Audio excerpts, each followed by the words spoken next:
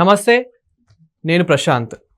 Pastor Praveen పగడాల మృతిపై అనేక అనుమానాలు వ్యక్తమవుతున్నాయి. అసలు ఏం జరిగింది అండ్ అసలు అతను ఆ యాక్సిడెంట్కు ముందు ఎక్కడెక్కడ ఉన్నారు, ఏం జరిగింది అనేది అయితే తెలుసుకుందాము. దీని గురించి అయితే మాట్లాడేందుకు ప్రస్తుతం మనతో పాటు సీనియర్ జర్నలిస్ట్ సిఎస్ రావు గారు ఉన్నారు. నమస్తే అండి. నమస్తే సార్. ఇక్కడ పాస్టర్ ప్రవీణ్ గారి యాక్సిడెంట్కి ముందు అసలు ఏం జరిగింది? ఇక్కడ చాలా అనుమానాలు వ్యక్తమవుతున్నాయి. అతను డ్రంక్ అండ్ డ్రైవ్ చేశాడని చెప్పేసి, అదేవిధంగా లేదు ఇది హత్య చేశారు, కావాలని ఎవరో చేశారు అని చెప్పేసి ఇలా అనేక అనుమానాలు వ్యక్తమవుతున్నాయి. అసలు ఏం జరిగింది? ఇప్పుడు అనుమానాలు వ్యక్తం చేయటం అనేది సబబు, సహజం కూడా. ఎందుకంటే కేసు కూడా అనుమానాస్పద స్థితిలో మరణించాడని చెప్పి పెట్టారు కాబట్టి అనుమాన పట్టడం అభ్యంతరం ఏం లేదు. కానీ కొంతమంది ఏం చేస్తున్నారంటే ఇది హత్య అని చెప్పి నిర్ధారిస్తున్నారు. ఆ విధంగా నిర్ధారించేటువంటి అధికారం ఎవరికి లేదు. ఒక దర్యాప్తు సంస్థ ఆ సంఘటన మీద విచారణ జరుగుతున్నటువంటి సమయంలో ఇది హత్య అని చెప్పేసి సమాజం మీద ఒక ముద్ర వేసేటువంటి ప్రయత్నం కొంతమంది చేస్తున్నారు. వాళ్ళల్లో పాస్టర్స్ కొంతమంది ఉన్నారు. నిజంగా కొంతమంది దైవ చింతనలో ఉండేటువంటి వాళ్ళు, సువార్తను వినిపించేటువంటి వాళ్ళు ముందుకు వచ్చి అలా చెప్పట్లేదు. అటు ఇటు కాకుండా ఉంటారు కొంతమంది.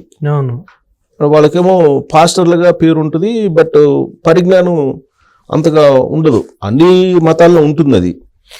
ఇప్పుడు ఈ ఇన్సిడెంట్ గురించి మనం చెబుతున్నాం కాబట్టి ఈ పాస్టర్ల గురించి, కొంతమంది పాస్టర్ల గురించి చెప్తున్నాం. వాళ్ళు వచ్చేసి వాళ్ళు ఏమంటున్నారంటే కొంతమంది ఇది మర్డరే, ఇది హత్యే, ఇది ఒడిశా నుంచి ఎవరో వచ్చి హత్య చేశారు, ఇది కావాలని కొంతమంది చేయించినటువంటి మర్డరు, ఇలా మాట్లాడుతూ ఉన్నారు. అది ఒక రకంగా మత విద్వేషాలను రెచ్చగొట్టినట్టు అవుతుంది. ఒకటి. రెండు, దర్యాప్తు సంస్థ కూడా చేయలేనటువంటి దాన్ని వీళ్ళు ఎలా చెప్తారు? దర్యాప్తు సంస్థ దర్యాప్తు చేస్తుంది, దర్యాప్తు చేసిన తర్వాత వాళ్ళు నిర్ధారిస్తారు. నిర్ధారించేంత వరకు వీళ్ళు వెయిట్ చేయాలి.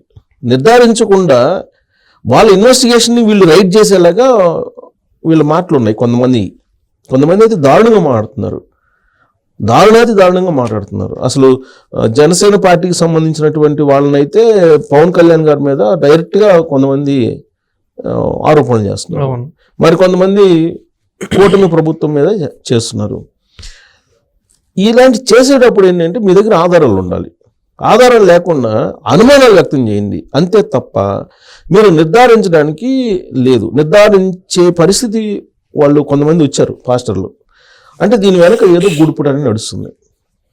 అంటే ఈ మరణాన్ని బేస్ చేసుకొని దీన్ని ప్లస్ పాయింట్ చేసుకొని ఇంకేదైనా క్రియేట్ చేద్దామని చూసేవారు ఎవరైనా ఉన్నారా? ఇప్పుడు నాకు తెలిసినంత వరకు క్రిస్టియన్ సమాజం హింసకు పాల్పడేటువంటి సమాజం కాదు చాలా వరకు. మరి వాళ్ళలో కొంతమంది ఈ మధ్యకాలంలో ఈ సోషల్ మీడియా వేదికగా చేసుకొని కొంతమంది అగ్రెసివ్గా వెళ్తూ ఉన్నారు.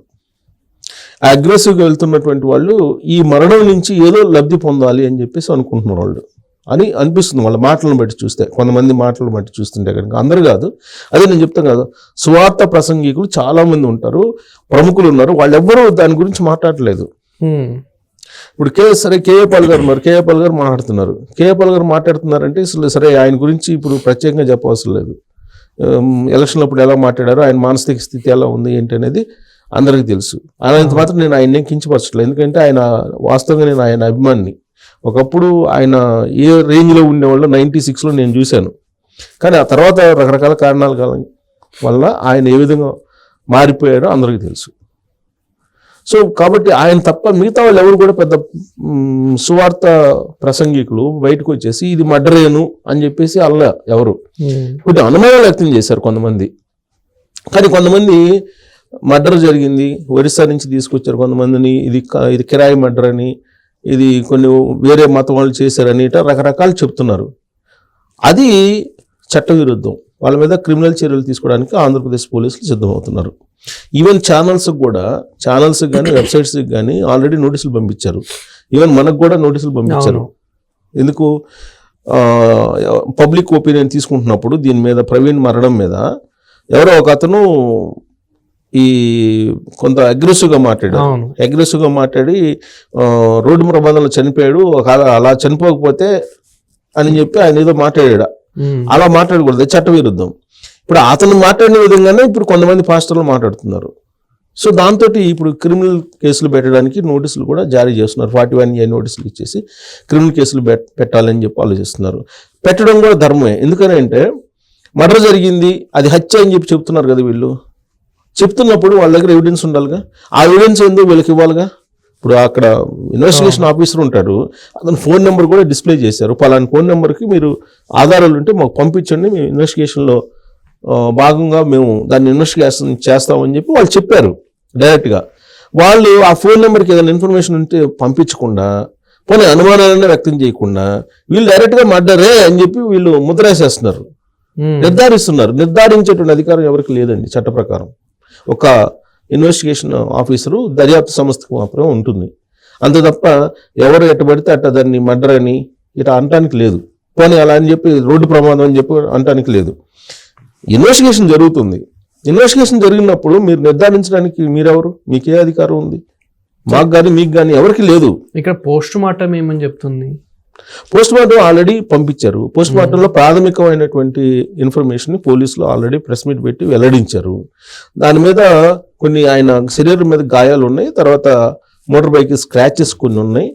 ఇది ప్రమాదం అయి ఉండొచ్చు, రోడ్డు ప్రమాదం అయి ఉండొచ్చు అనేటువంటి యాంగిల్లో చెప్తూ వాళ్ళు ఏమన్నారు, పూర్తి స్థాయిలో ఇంకా పోస్ట్ మార్టం రిపోర్ట్ రావాలి, ఫోరెన్సిక్ పంపించున్నాము, అది వచ్చిన తర్వాత ఫైనల్ అవుతుంది అని చెప్పారు. ఈలోపు ఏం చేస్తున్నారు వాళ్ళు? 5 బృందాలుగా పోలీసులు ఏర్పాటు చేశారు ఇన్వెస్టిగేషన్కి. ఈ 5 బృందాలు దాదాపు 330 సీసీ కెమెరాలకు సంబంధించిన ఫుటేజ్ని సేకరించారు.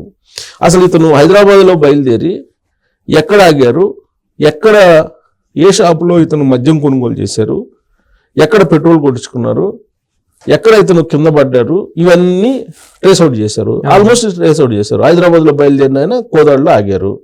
కోదాడులో ఆగి అక్కడ మద్యం బాటిల్ కొనుగోలు చేశారు. అక్కడ నుంచి గొల్లపూడి వెళ్ళారు. గొల్లపూడిలో పెట్రోల్ కొట్టించుకున్నాడు. అప్పటికే ఆయన ఆల్మోస్ట్ మైకోలో ఉన్నారని చెప్పి అక్కడ ఉన్నటువంటి సిబ్బంది చెప్తున్నారు. సీసీ కెమెరాలు తీశారు. అక్కడి నుంచి ఆయన ఎక్కడికి వెళ్ళారు? రామపాడు వెళ్ళారు. అక్కడ రామపాడు వెళ్ళేస్తే రామపాడులో అక్కడ పడిపోయాడు. ఆయన పడిపోయిన విషయాన్ని అక్కడ ఉన్న ఎస్ఐ కనుక్కున్నాడు. ఎస్ఐ డైరెక్ట్గా చెప్తున్నాడు. ఆయన ఆల్రెడీ చెప్పారు కదా, మైకోలో ఉన్నాడు, ఆయన నుంచోని పరిస్థితిలో లేడు, నుంచోలేని పరిస్థితిలో ఉన్నాడు, పోయి పక్కన ఉన్న పార్క్లో కొనుక్కున్నాడు అని చెప్పి చెప్తున్నాడు. మీడియాలో అంతా వస్తుంది. మరి ఈ మొత్తం 330 కెమెరాల్లో ఇక అసలు ఎవరు మర్డర్ చేసినటువంటి దాఖలాలే లేకపోతే నువ్వు మర్డర్ దాన్ని హత్య అని చెప్పి ఎలా చెప్తారు కొంతమంది పాస్టర్లు? అంటే దీని వెనక ఏదో గూడుపుటని నడుస్తుంది, ఏదో గూడుపుటని నడుస్తుంది. ఈ పాస్టర్లు కొంతమంది ఏదో వాళ్ళకి కావాల్సినటువంటి పొలిటికల్ మైలేజో లేదంటే ఇతర మైలేజెస్ కోసమో, ఆర్థికపరమైన మైలేజా లేకపోతే మతపరమైనటువంటి మైలేజా ఏదైతేనేమి వాళ్ళు ఏదో ఆశించి గూడుపుటాన్ని అయితే కొంతమంది చేస్తున్నారు. లేదంటే ఆ విధంగా చెప్పరు కదా. ఇన్ని ఆధారాలు పోలీసులు నుంచి వస్తున్నప్పుడు అది మర్డర్ అని వీళ్ళు అంటారు. పైగా వాళ్ళు రిలీజ్ చేసినటువంటి, వాళ్ళు అఫీషియల్గా రిలీజ్ చేయలేదు పోలీసులు, సేకరించినటువంటి మీడియాలో వస్తున్నటువంటి ఫుటేజ్ని కనుక మనం గమనిస్తే ఆ ఫుటేజ్లో ఉండేది అసలు అతను ప్రవీణ్ కాదని అంటారు వాళ్ళు. ప్రవీణ్ కాదని చెప్పి అంటారు. అంటే ఇప్పుడు దర్యాప్తు సంస్థకి ప్యారలల్గా సమాంతరంగా వీళ్ళు ఒక గూడుపుటాన్ని నడుపుతున్నారు, సమాంతరంగా గూడుపుటాన్ని నడుపుతున్నారు. మరి అది తప్పు కదా అది. సో అందుకే పోలీసులు వాళ్ళకి నోటీసులు ఇచ్చి వాళ్ళని అరెస్ట్ చేసి వాళ్ళ దగ్గర ఉన్న సమాచారాన్ని సేకరించేటువంటి ప్రయత్నం, వాళ్ళ దగ్గర ఉన్న సమాచారాన్ని తీసుకునేటువంటి ప్రయత్నం చేస్తున్నారు. ఒకవేళ ఎవరో ఒడిశాలో లేదా రాజస్థాన్లో లేదా బీహార్లో వచ్చి అతను చంపడానికి సుపారీ కుదుర్చుకుంటే దానికి సంబంధించిన ఆధారాలు అయితే ఇవ్వాలిగా పోలీసులకి, ఇవ్వలేదు. కాబట్టి పోలీసులు వాళ్ళని పిలిపించి మాట్లాడేటువంటి ప్రయత్నం, అందుకు నోటీసులు కూడా జారీ చేస్తున్నారు. పోలీసులు ఇన్వెస్టిగేషన్ చేస్తున్న వాళ్ళని వాళ్ళు ఒకవేళ అది రోడ్డు ప్రమాదం అని చెప్పి ఎవిడెన్స్లన్నీ కలెక్ట్ చేస్తున్నారు, రోడ్డు ప్రమాదం అని చెప్పి క్లియర్గా అర్థం అవుతుంది 90%. కాదని చెప్పి వీళ్ళు చెప్పడానికి ప్రూఫ్స్ ఏమైనా ఉంటే ఇవ్వాలి కదా, లేదంటే దీన్ని గూడుపుటాన్ని అనుకోవాలి. తెలుగు రాష్ట్రాల్లో మతం కులం అనేది సెన్సిటివ్ అయిపోయినాయి, ప్రత్యేకించి ఆంధ్రప్రదేశ్లో. ఇప్పుడు ఇవాళ ఎవరో సోషల్ మీడియాలో పెట్టారు, అసలు ఆంధ్రప్రదేశ్ పాస్టర్లే రియాక్ట్ అవుతున్నారు కానీ తెలంగాణ పాస్టర్లు ఎవరు రియాక్ట్ కావట్లేదు దాని మీద అని. ఆంధ్రప్రదేశ్కి సంబంధించి కొంతమంది రియాక్ట్ అవుతున్నారు. ఇప్పుడు అనవసరంగా రియాక్ట్ అవటమే కదా. ఇప్పుడు అనుమానాలు ఉంటే మాకు ఇదిగో పలానా అనుమానాలు ఉన్నాయని చెప్పొచ్చు. అది హత్యే హత్యే హత్య అని చెప్పి 100 సార్లు చెప్పినంత మాత్రాన హత్య కాదు కదా, ప్రమాదం. అవును. ఇప్పుడు అందుకే పోలీసులు హర్ష కుమార్ గారికి ఇచ్చారు నోటీసులు, కేఏ పాల్ గారికి ఇస్తున్నారు, ఇచ్చే అవకాశం ఉంది అంటున్నారు. అట్లా వీళ్ళు ఎవరైతే హత్య అన్నారో వాళ్ళందరికీ నోటీసులు పంపిస్తున్నారు. నోటీసులు పంపించేసి వాళ్ళ దగ్గర నుంచి సమాచారం సేకరించడానికి ప్రయత్నం చేస్తున్నారు. అప్పుడు దీని వెనక ఉన్న గూడుపుట అనేది బయటకు రావాలి, బయటకు వచ్చే అవకాశం ఉంది. ఎందుకంటే 2024 ఎన్నికలకు ముందు వైఎస్ఆర్ కాంగ్రెస్ పార్టీని ఓడించాలని చెప్పేసి కొంతమంది పాస్టర్లు, గెలిపించాలని ఇంకొంతమంది పాస్టర్లు, ఇలా 2 గ్రూపులుగా విడిపోయాయి ఆంధ్రప్రదేశ్లో. సో రాజకీయాలకి అతీతంగా ఈ పాస్టర్లు లేరు, రాజకీయాలతో ఇమిడి ఉన్నారు వీళ్ళు. అందుకని ఇప్పుడు జరుగుతున్నటువంటి ప్రచారం కూడా హత్య అని ప్రచారం చేస్తున్నటువంటి కొంతమంది పాస్టర్లు కూడా ఎవరో చెప్తే చేస్తున్నట్టు అనిపిస్తుంది. అవును. సో అంటే రాజకీయపరమైనటువంటి డ్రైవ్ ఏదో వెనక నడుస్తుంది, బ్యాక్ ఎండ్ ఏదో నడుస్తుంది అనేటువంటిది వినిపిస్తుంది. అనుమానం కూడా వస్తుంది, అలాంటి అనుమానం. కాబట్టి ఈ గూడుపుటాన్ని ముందు ఛేదించి ఎవరైతే ఈ విధమైన ప్రచారం చేసి మత విద్వేషాలు రెచ్చగొడుతున్నారో వాళ్ళ మీద చర్య తీసుకోవడానికి పోలీసులు అయితే సిద్ధమయ్యారు. మరి అరెస్ట్ చేస్తారా లేదా సమాచారం సేకరించడం వరకే ఈ నోటీసులు పరిమితం చేస్తారా అనేది మనం చూడాలి. Thank you sir. Thank you.